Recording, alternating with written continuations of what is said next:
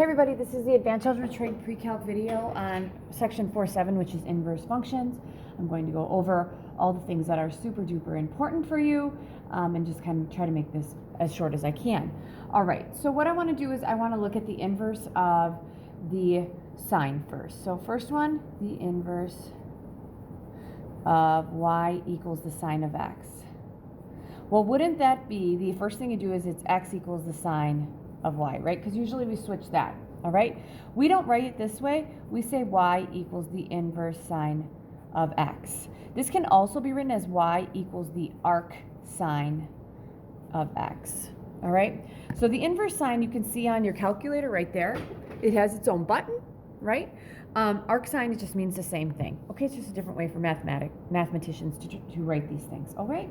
So what I want to do is I want to look at the inverse sine, but I want to actually look at the sine first, right? Because, the sine first, and then look at its inverse sine, all right?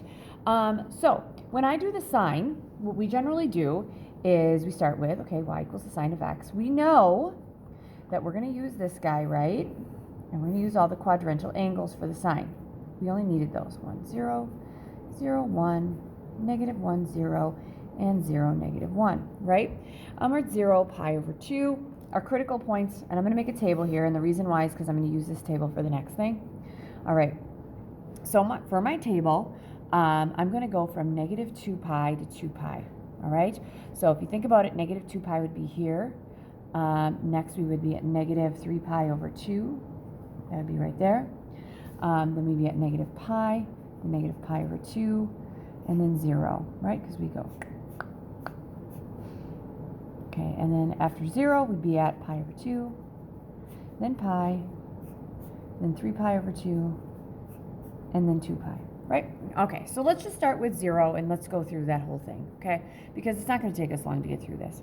Okay, the sine is always your y's, right? So our y's, we start at 0, then we go to 1, then we go 0, then negative 1, and then 0. So that pattern is going to continue going on, you guys, except now if I start at 0, I'd go in this direction, right? So I'm starting at 0, negative pi over 2 would be negative 1. Next would be at 0, up here is 1, and we're back at 0. All right, this is just very important because we're going to use this information for the inverse. So we're going from 2 pi to negative 2 pi. I know I need to go from 1 to negative 1, right? And I need my critical points. I don't need to label them. I just need to know where they exist.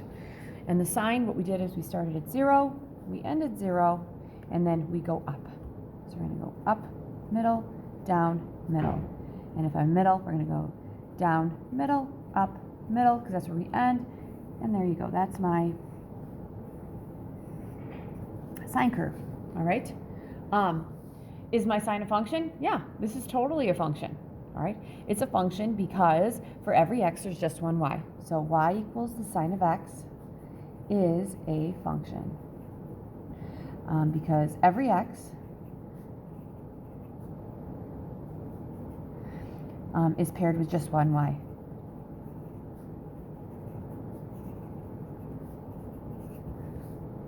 All right, now what we're going to do is we're going to use this to find the inverse sine of x. All right, so then usually what I'd say to kids is, okay, what do you end up doing to your tables to find the inverse sine? All right, well, wouldn't we flip our x's and our y's? Yep, that's the first thing we do. So we're going to flip our x's and our y's. So we're going to go negative 2 pi. I'm going to do all the x's. I'm going to recopy them here.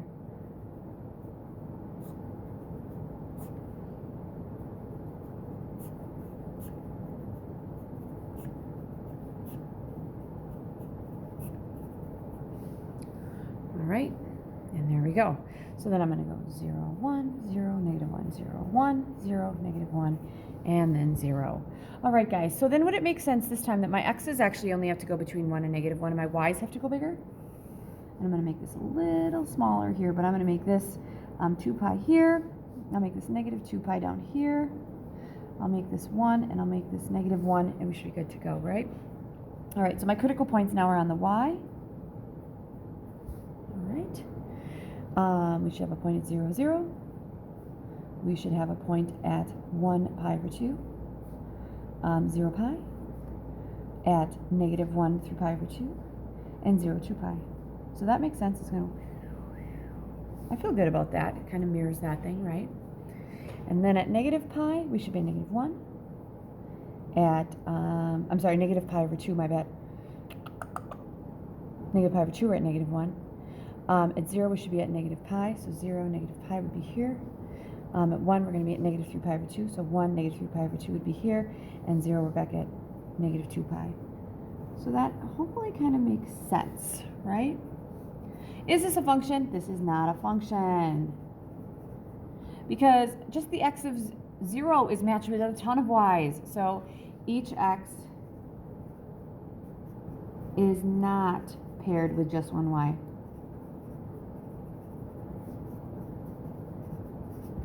All right?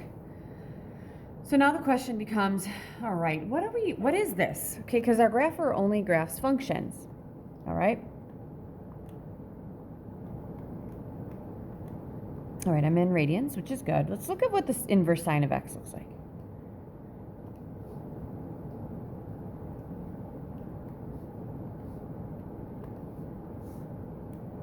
I'm going to do a trig graph, so zoom 7. Oh, it's just this little squiggly, right? So it's this squiggly. I'll use this, okay? So it goes off to the right and then off to the left. So it looks like it starts here, right? And it's going to go to there. Because at this point, it would start repeating right there. So whenever we start going here, it's going to repeat with other parts. So it looks like they are restricting the range here, right? Restricting the domain and the range here. All right? So let's look at this. My domain for the inverse sine is negative 1 to 1, right? And my range would be from, okay, right here. So what is that? Well, wouldn't that be from, this is pi and that'd be negative pi? Oh, wait, no, it's not. My bad. I went a little too far right here. Right here, I went too far because this piece is right there. It is right here. My bad. So we're going from negative pi over 2 to pi over 2. Oh.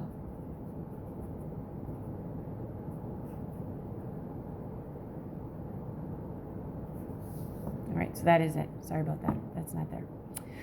All right, so what does that mean? Okay, here's what that means, you guys. For instance, if I'm looking at the sine of theta equals 1/2, right? So the sine of theta equals 1/2. I have my unit circle right here. All right, so would it make sense that on the unit circle I'm looking for an x that is a half? I'm sorry, y that's a half? My y is a half here and here at pi over 6 and 5 pi over 6. If I give my calculator the inverse sine of 1/2, it can only give me one angle. So I need to know which quadrant I'm getting my angles from, all right? So would it make sense that for y equals the inverse sine of x, we're going from y's of pi over 2 to negative pi over 2? Well, isn't this pi over 2, and wouldn't this be negative pi over 2? Anytime we ask for the sine of an angle, they're going to give us the angle in one of these quadrants, not in the other ones, all right? So we're always going in quadrants 1 and 4 for the sine. That's important. All right? Okay, so that is my inverse sine. Okay, let's look at the inverse cosine next. Hopefully I'm doing okay with my paper being pretty even here, which is good. All right, same thing, y equals the cosine of x. We're going to graph that. And its inverse would be x equals the cosine of y. We do not need to know how to graph that, so we're going to say this is y equals the inverse cosine of x, which is also y equals the arc cosine of x. It means the same thing, those two things. All right, so let's think about our table for this guy, right? So our table for the y equals the cosine of x. All right, we're going to do the same thing. Negative 2 pi, negative 3 pi over 2, negative pi over 2, 0, pi over 2, pi, 3 pi over 2, and 2 pi. All right, and I'm going to make my unit circle here again. These are the only angles I need. 1, 0, 0, 1, negative 1, 0, and 0, negative 1, right? Cosine is your x. All right, so let's start at 0. X is 1. At pi over 2, it's 0. At pi, my x is negative 1. And at 3 pi over 2, it's 0. And at 2 pi, it's back at 1. All right, so to go backwards, wouldn't this be the negative direction? At 0, we're going to go here. That's negative, or it's 0. Okay, so we're at negative pi over 2 at 0. Next, at negative pi, it's going to be negative 1. Then we're going to go up to negative 3 pi over 2, which is 0. That's my x-coordinate. And finally, we're back at 1. All right, so let's see here. I'm going to make this 2 pi. I'm going to make this negative 2 pi. I'm going to go 1. I'm going to go negative 1. And I'm going to get my critical points in here. And we're going to go and figure out what this one looks like. All right, so here we go. If I start at 0, right, we're starting up at 1. That's my cosine, and this goes down. So it's going to go down, or it's going to go middle, down, middle, top. And this should end up at the top. So this is going to go top, middle, bottom, middle, top. Not the best ones in the world, but there you go. That's my cosine. Didn't even reach up there. All right, my domain is all real numbers, and my range is going to be from negative 1 to 1, and we're going to include those things. All right, so what we want to do is we want to use that table to come up with the inverse of it right here, right? So what I'm going to do is I'm going to take my x's and y's and I'm going to flip them. I'm going to put my y's down, which are my x's, which is negative 2 pi, negative 3 pi over 2, negative pi over 2, 0. What do we have? Pi over 2. Now we're to the ones I really know. Pi, 3 pi over 2, and 2 pi. And we're going to flip these. So it's going to be 1, 0, negative 1, 0, 1, 0, negative 1, 0, and 1. And when I graph this one, my x's only have to go from negative 1 to 1, and my y's have to be all these angles. So this guy has to be a little longer, and then here we go. This might be 1, and this might be negative 1. So let's say this is 2 pi. Let's say this is negative 2 pi, and my critical points now are on the y-axis. So at 1, we should be at 0. We're going to be at 0 pi over 2. We're going to be at negative 1 pi. We're going to be at 0, 3 pi over 2. And we're going to be back at 1. And then when I go up this thing, actually I did that already. I think did I go the right way? I'm going to double check this. Oh, it should be okay, because I should be okay here. So I went at 1, and then at negative pi over 2, it's 0. And then at negative pi, it should be negative 1. And then we should have a point at 0, negative 3 pi over 2, and then 1, yep, 2 pi. All right, next one, let's go down here. 0 pi over 2, 0 pi over 2 is here. Negative 1 pi would be there. 0, 3 pi over 2 is there. And then 1, 2 pi would be here. And that should make sense. So now the question is this a function? No, it's not. Not a function. This guy is a function because every x is paired with just one y. This is not a function. Just looking at the x of 0, it's too many y's. So now the question becomes, if it is a function, because we are looking at the function, where do I have to restrict my domain and my range? Where am I looking here? Okay, so here we go. Let's change the inverse sign to the inverse cosine, and I'll do a zoom 7 on that till I get a trig graph. Oh, and it looks like it's the upper half. All right, this one I'm not going to screw up on you guys. So it looks like we start here, right, and we're going to go right around to here. And we're not going to go past this one because if it would be here, we'd have 2 y's. So we're just going from there to there. All right, guys, my domain is obviously from negative 1 to 1. And my range is from, my y's go from, what, 0 to pi? Because this was pi over 2, that's pi.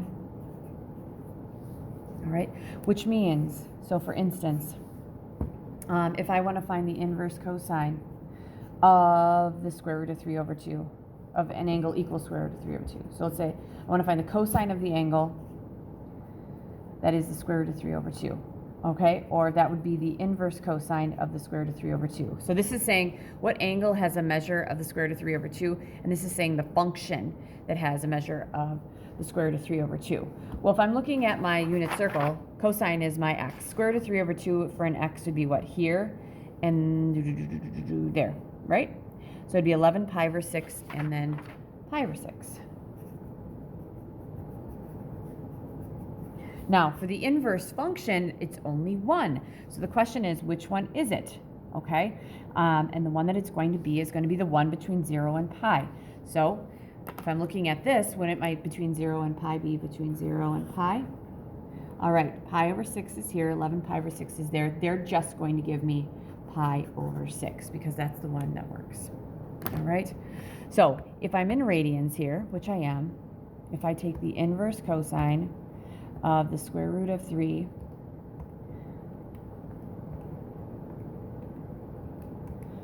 over 2, that gives me that. That should be pi over 6. And it is. All right? Now, it's not 11 pi over 6. All right, that's a totally different one. All right, so you only get one. So an inverse function would only give us one output for the input. All right, this one can have two because it's just saying what angle. Well, there's a ton of angles that have that. And this one is telling you it just has to be one of them. All right, so this could be many. And this would just be one because it's a function. All right, so what I usually do after this is I'm going to look at a couple of problems and I'm going to, we're going to solve these. So we're going to find the exact value. And I'll see where I'm at with my time here. Oh, I'm at 60 minutes. We're okay. Find the exact value. I have 5 of these. The inverse sine of the negative square root of 3 over 2, or negative square root of 2 over 2 is equal to something. The second one, the inverse cosine, I actually did this one already, so I'm going to change it, of the square root of 3 over 2. Third one, we're going to go the inverse, or the inverse cosecant of the square root of 2. The fourth one is going to be the inverse secant of negative 1. And last but not least, I have the inverse sine of negative 1/2. All right. All right, so that's what I have. So what I usually do is I'll say, okay, for the inverse sine, I have this unit circle. And for the inverse cosine, I have this unit circle, and I only take so much of it.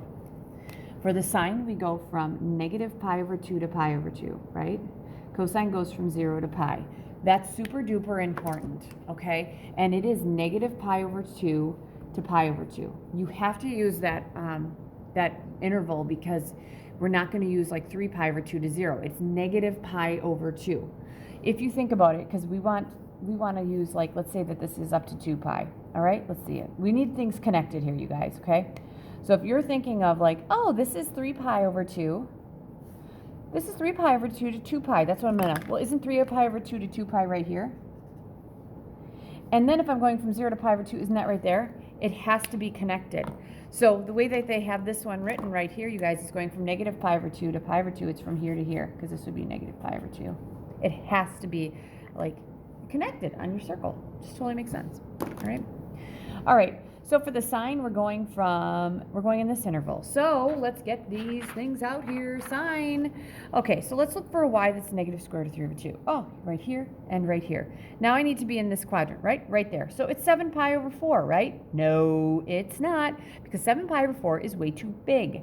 We need to be right here. So let's think about it. If it's at 7 pi over 4, right, wouldn't that be the same as this distance here?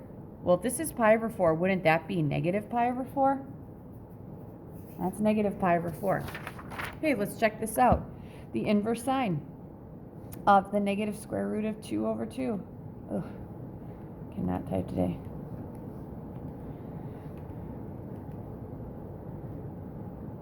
I need a negative. There we go. Now, the negative pi over 4 is, voila, the same thing. So you have to use the negative. Okay, the inverse cosine of the square root of 3 over 2. So we're looking for an x that is the square root of 3 over 2. Square root of 3 over 2 is here. Square root of 3 over 2 is there as well. All right, guys, which one is it? The top or the bottom? Well, it's this guy, right? Because we go from 0 to pi over here. So we're right here. That's at pi over 6. And that is at pi over 6. All right. And you could always use degrees as well. You could use 30 degrees. And here you do negative 45 degrees. Matters what they usually ask. I usually go in radians. Oh, no. Okay, guys, so here's the deal. The inverse cosine of the square root of 2. Well, wouldn't this imply that we want to find the inverse sine of 1 over the square root of 2? Yeah, it means the same thing. All right, I don't see 1 over the square root of 2 on my on my unit circle, which is really unfortunate. But if I rationalize my denominator, wouldn't this be the square root of 2 over 2? So I'm trying to find the inverse cosine of the square root of 2 over 2. So I'm looking for y's of the square root of 2 over 2. Right here, right? So we're looking at sine. Which one is it? It's got to be in this range. It's this guy right here.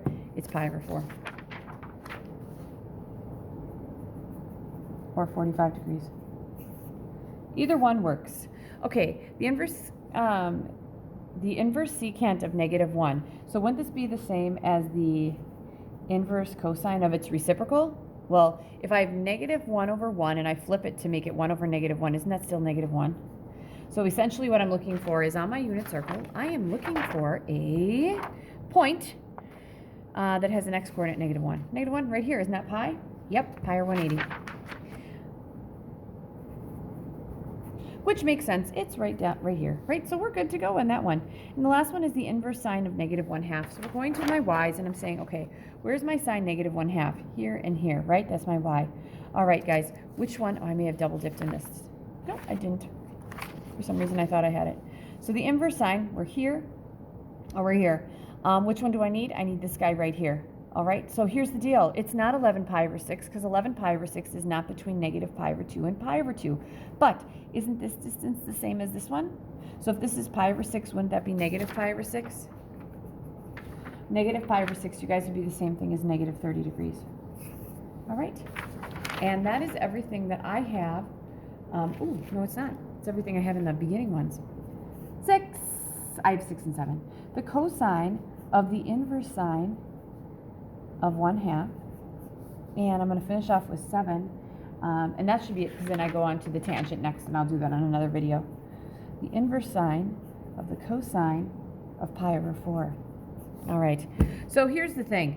We work inside out. So I want to know the angle whose, and this is the function, the angle whose sine is 1/2. So let's go to 1/2. Let's look at our y's. Where's our y 1/2? It's right here, and it's right here. For the sine, don't we have to use this guy? We're going to use straight up pi over 6. So this guy is pi over 6.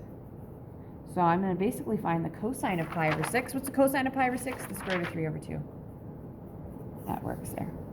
Next one we're going to do is we're going to find the cosine of pi over 4, find that value, and then find the inverse sine of that. Cosine of pi over 4, right here, isn't that the square root of 2 over 2? Okay, so we're going to find the angle. The inverse cosine of the square root of 2 over 2. All right, this one's not too bad because what angle has a square root of 2 over 2? Let's see here. Y's are square root of 2 over 2 right here and right there. Sine, right here. Wouldn't that be that one is still pi over 4? And that just works because the coordinates are the same. All right, so that takes me through part 1, and that's it for this one. Good luck.